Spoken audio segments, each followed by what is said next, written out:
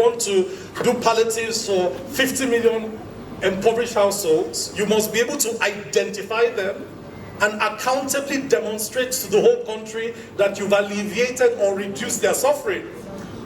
The capacity to demonstrate that is an ethical obligation of government.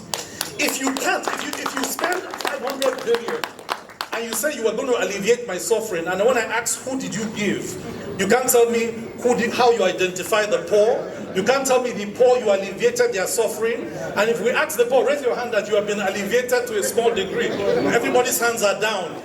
Then you create a complex situation where there is no ethos. And look, without ethos, you don't ask a nation to go through the kind of transformation required. We need broad-based elite consensus in business, aligned to politics and politicians, where we say we must grow together to build national competitive advantage, and that's the way to go. Then citizens will come along.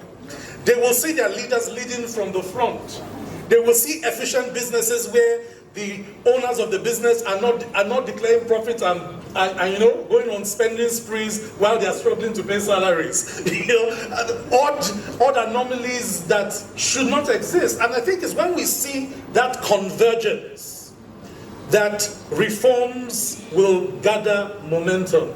The last thing is, this is not impossible. Economic miracles 40 years ago were impossibilities. Today, across the world, whether democratic states, non-democratic states like UAE, where Nigerians love to go. By the way, UAE is not a democracy. It's simply a well-run government with high levels of efficiencies and a commitment to keep their promise. That's how they've gotten there, and that's how we will get there. Big commitments, bold statements, aggressive strategies and targets, and an intense, deliberate commitment to get there and to hold ourselves accountable.